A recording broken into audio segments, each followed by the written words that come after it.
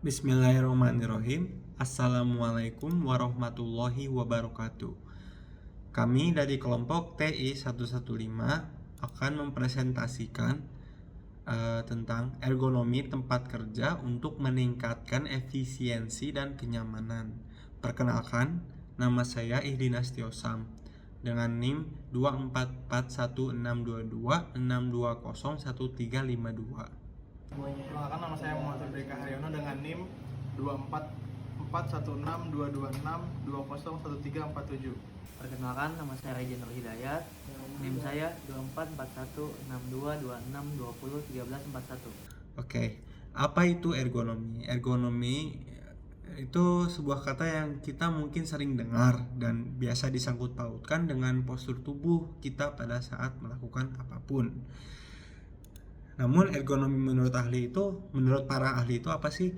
Yang pertama, menurut Peasant 1988, ergonomics is the application of scientific information about human being and scientific methods of acquiring such information to the problems of design.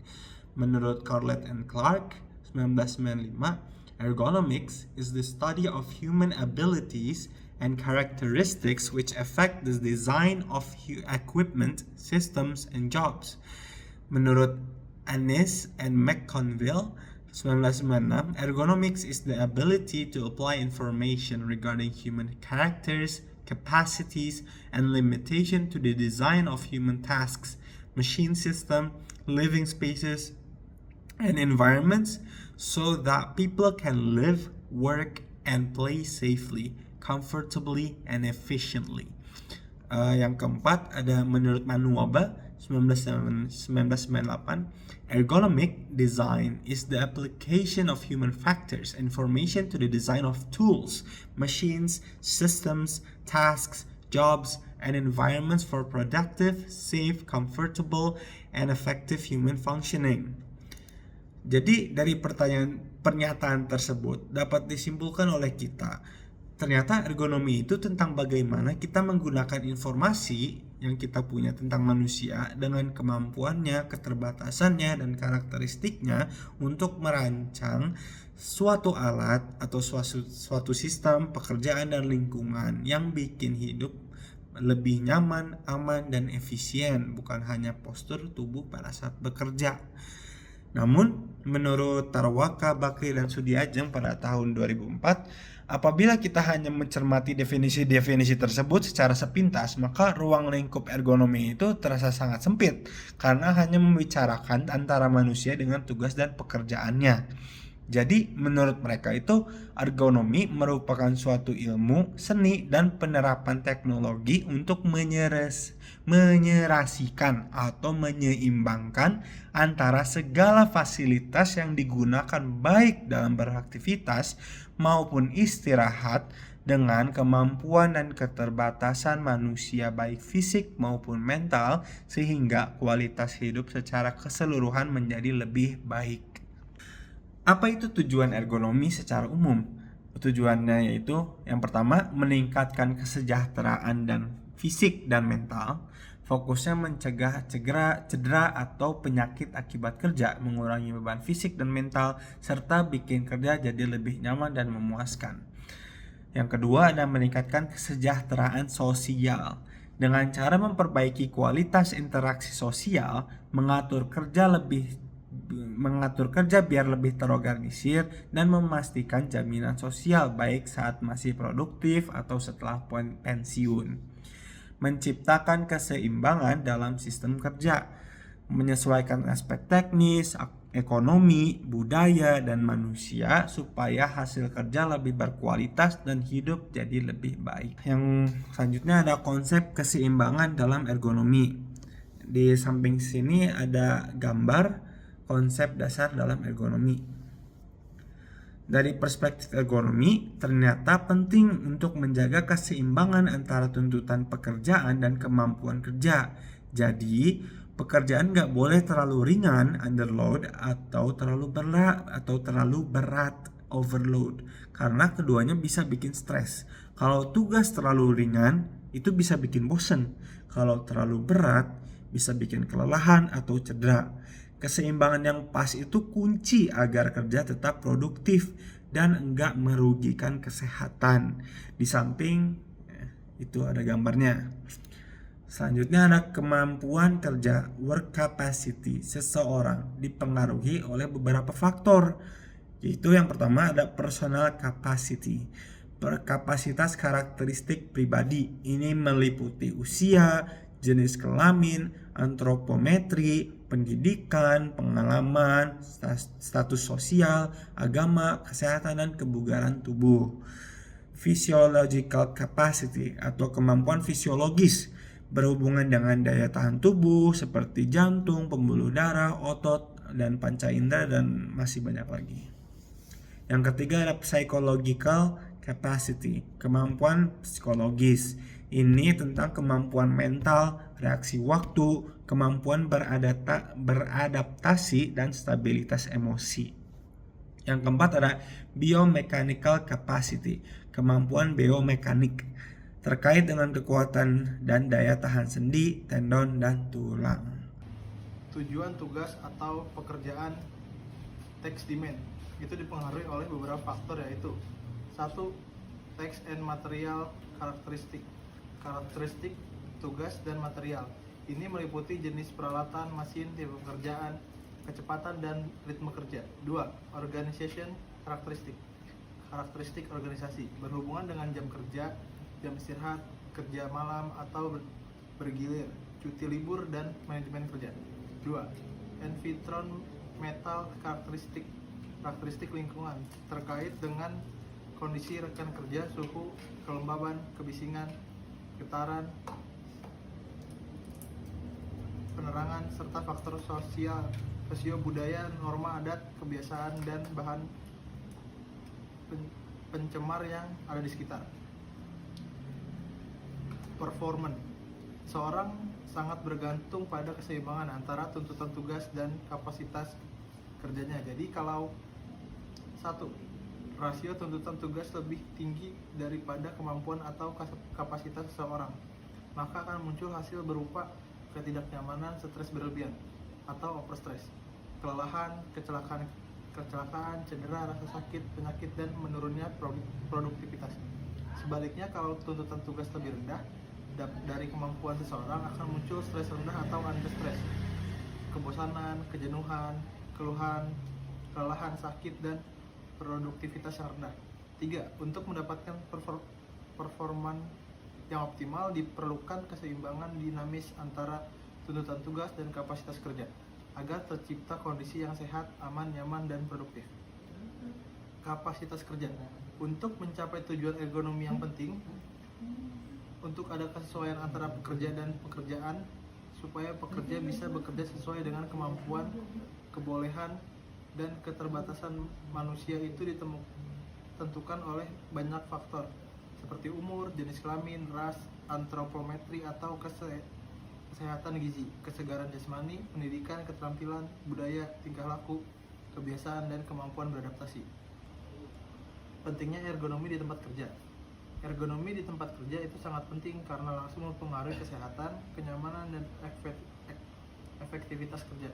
Dengan menerapkan prinsip ergonomi, perusahaan bisa menciptakan lingkungan kerja yang mendukung kesejahteraan karyawan, mengurangi risiko cedera, dan pastinya meningkatkan produktivitas. Intinya, ergonomi memastikan bahwa desain tempat kerja, alat-alat, dan tugas-tugas kerja disesuaikan dengan kebutuhan fisik dan psikologis pekerja. Jadi bisa mengurangi stres fisik dan mental. Gejala ergonomi yang sering terabaikan. Ketegangan otot. Ketegangan di leher, bahu, dan punggung itu sering terjadi karena postur duduk yang enggak tepat atau penggunaan alat kerja yang enggak ergonomi. Kalau ini enggak segera diatasi, bisa berkembang jadi gangguan muskuloskeletal yang lebih serius. 2. Kelelahan mata. Terlalu lama di depan layar komputer atau perangkat digital bisa bikin mata lelah. Gejala seperti mata kering, iritasi, penglihatan kabur, dan susah fokus. Kelelahan mata nggak cuma bikin kita nggak produktif, tapi juga bisa meningkatkan risiko kecelakaan kerja. 3. Sakit kepala. Sakit kepala seringkali disebabkan oleh ketegangan otot di leher dan bahu akibat postur yang buruk atau pencahayaan yang kurang terang di tempat kerja. Kalau ini sering terjadi, bisa ganggu konsentrasi dan mengurangi efektivitas kerja. 4. Nyeri punggung bawah. Duduk terlalu lama tanpa istirahat atau kursi meja yang enggak mendukung postur tubuh bisa bikin punggung bawah terasa sakit. Nyeri ini juga jadi salah satu alasan utama ketidakhadiran pekerja dan bisa mempengaruhi kualitas hidup pekerja. Manfaat ergonomi untuk perusahaan dan pekerja. Penerapan ergonomi itu bukan cuma tentang menciptakan tempat kerja yang lebih aman dan nyaman, tapi juga ada banyak manfaat lainnya, baik untuk perusahaan maupun pekerja. Berikut penjelasan tentang manfaat ergonomi. Manfaat ergonomi untuk perusahaan. Ergonomi itu nggak hanya soal kesejahteraan pekerja, tapi juga berdampak langsung ke keberhasilan operasional perusahaan. Berikut beberapa manfaat ergonomi untuk perusahaan. Mengurangi risiko kecelakaan kerja. Dengan prinsip ergonomi, perusahaan bisa mengidentifikasi dan menghilangkan potensi risiko yang bisa menyebabkan cedera atau kecelakaan kerja. Ini nggak hanya melindungi pekerja, tapi juga bisa mengurangi biaya yang keluar untuk pengobatan, kompensasi, dan hilangnya jam kerja. Meningkatkan produktivitas. Tempat kerja yang ergonomi bikin pekerja lebih nyaman dan efisien. Dengan pengaturan tempat kerja yang memperhatikan ergonomi, pekerja bisa lebih fokus dan gak cepat lelah, jadi lebih produktif. Menghindari kerugian operasional. Kecelakaan atau penyakit akibat kerja sering bikin perusahaan rugi, baik dalam hal waktu maupun biaya. Dengan ergonomi yang baik, perusahaan bisa menghindari kerugian. Ini akan memastikan operasional berjalan lancar dan efisien. Manfaat ergonomi untuk pekerja. Bagi pekerja, ergonomi itu bukan cuma soal kenyamanan fisik, tapi juga berhubungan langsung dengan kesejahteraan dan keselamatan jangka panjang. Berikut beberapa manfaat ergonomi untuk pekerja. Menjaga kesehatan fisik dan mental. Dengan ergonomi di tempat kerja, resiko cedera dan gangguan kesehatan yang diakibatkan oleh postur yang buruk atau penggunaan alat yang gak ergonomis bisa dikurangi. Ini penting untuk menjaga kesehatan fisik dan mental pekerja, mengurangi stres, dan meningkatkan kesejahteraan. Mengurangi risiko cedera. Penerapan ergonomi yang tepat bisa mengurangi gangguan muskuloskeletal dan cedera lainnya yang sering terjadi di tempat kerja. Dengan begitu, pekerja bisa tetap sehat dan bekerja tanpa dibebani masalah kesehatan jangka panjang. Meningkatkan kenyamanan saat bekerja. Tempat kerja yang didesain dengan memperhatikan ergonomi bikin pekerja merasa lebih nyaman. Ini gak cuma membuat pekerja merasa dihargai, tapi juga meningkatkan kepuasan kerja dan motivasi mereka. Strategi penerapan ergonomi. Dengan menerapkan ergonomi, gak cuma bikin pekerja lebih nyaman dan efisien, tapi juga bisa mencegah cedera atau penyakit akibat kerja. Langkah-langkahnya harus terstruktur dan berkesinambungan, mulai dari mengidentifikasi masalah hingga menerapkan solusi ergonomis, tentunya dengan dukungan penuh dari pihak manajemen. Identifikasi masalah ergonomi. Langkah pertama adalah mencari tahu masalah ergonomi di tempat kerja. Caranya dengan mengevaluasi lingkungan kerja secara menyeluruh, seperti melihat tugas yang dilakukan, kondisi alat kerja, dan interaksi pekerja dengan tempat kerjanya. Tujuan dari evaluasi ini adalah untuk menemukan faktor-faktor yang bisa memicu gangguan muskuloskeletal atau MSDS atau bikin pekerja gak nyaman. Metode yang bisa dipakai misalnya survei, wawancara kerja, atau pengamatan langsung ke proses kerja. Dari hasil evaluasi ini, baru deh kita bisa merancang solusi ergonomi yang tepat. Pelatihan ergonomi untuk pekerja. Setelah masalahnya ketemu, langkah-langkah berikutnya adalah kasih pelatihan ergonomi ke pekerja. Pelatihan penting supaya mereka paham pentingnya ergonomi dan tahu cara menerapkan di pekerjaan sehari-hari. Materi pelatihan bisa mencakup cara mengatur tempat kerja yang baik, teknik aman untuk mengangkat atau memindahkan barang, dan pentingnya istirahat serta peregangan secara rutin. Pelatihannya juga harus disesuaikan dengan jenis pekerjaan mereka dan risiko ergonomi yang mereka hadapi, biar ilmunya benar-benar bisa dipakai. Sekian dari kami. Wassalamualaikum warahmatullahi wabarakatuh.